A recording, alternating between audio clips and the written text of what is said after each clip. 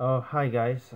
So I know you may be wondering if why there is no fourth video, music video. That's because I decided to postpone the music video so that I could be well prepared, and because of that, you're actually seeing more of a great get to know me video because I decided to do this based on my channel as a startup. Now, before I start this video, I would like everyone who's seeing this to hit the subscribe button and to comment on the video if they want to. I will answer your guys' comments and yeah, maybe I'll do a Q&A video in the future. So yeah, hit the subscribe button and comment. And anyway, so um, as you know that I'm doing Green and Me video. I'm gonna do Green Me video first in English, and then the second one I'll do it in Korean. The Korean one I'm still working on because my Korean is it's okay, but I'm not confident really in it. So yeah. Anyways, I'm gonna say my introduction. So of course, you probably know my name, Daeyeon Han, which is my Korean name, and my English name is Jeffrey Han, and many people call me Jeff because of a Vine meme from a movie. Bravo. Anyways, let's move on. The fact is, though, to start things off, I was born in 2000, the year 2000, in in Toronto, in Canada, and I grew up in my early childhood in Scarborough. I can't remember how many years it was, but I do remember after that I moved to London just as I was about to start my grade school, and because of that, I actually all I know from my life is basically is is London basically. And before you say anything, it's London, Ontario, not England. Some people have always asked me if I came from London, England. I'm like, no. Uh, to I stayed there for all the way up to last summer, which was 2016, the year 2016, and I moved from London to now I'm living in Waterloo. Um, of course, I'm currently studying in middle school. Oh, sorry, not middle school, high school, and yeah, and I'm gonna graduate from my next grade. So yeah, that's a little bit of my I guess you say place where I move background. So I guess I'll start off by saying that the first ever thing I ever did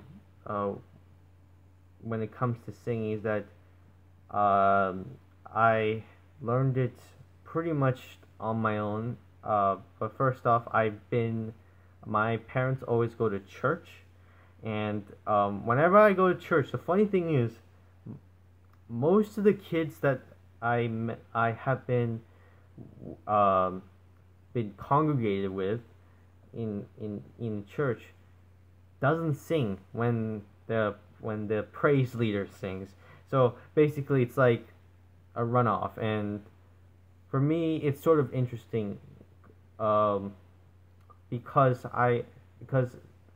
songs were like sort of my first way to communicate with people to connect them. Now I'm just gonna do a little sidetrack here.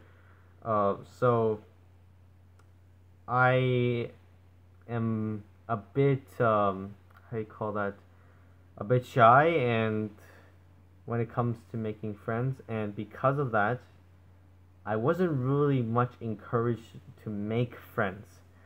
And because of that, it's very difficult for me to uh, to under say things and to uh, understand what the other person's interest is.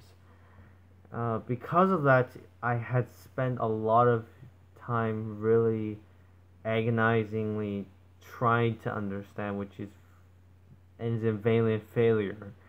Um, and because of that, it was very difficult.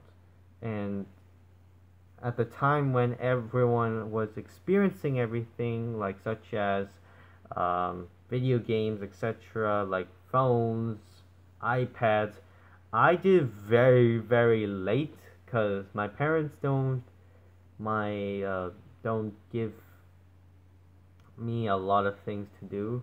They are more very old timer traditionalist, and so yeah. Um, and of course in this video you'll probably hear a lot about my parents because me and my parents have a very very long history, but uh, I'll just I'm gonna keep it very short. Anyways, so the thing is about me when I first thought of singing uh, was was gospel songs, and I really love them, and because of that I used to sing a lot, and I had a natural voice at the time when I was singing, so it was good. But however, as puberty arose, of course, it ruined my voice, and it completely changed me to like a robotic voice. And even still now, despite the fact that I had trained ever like for a year now in singing, I still have that robotic voice. Um, so yeah, and the first thing I wanted to say about how I got into K-pop and etc. You guys might be wondering. The first indication of that was when I guess it was in a campfire. I remembered it was in a campfire.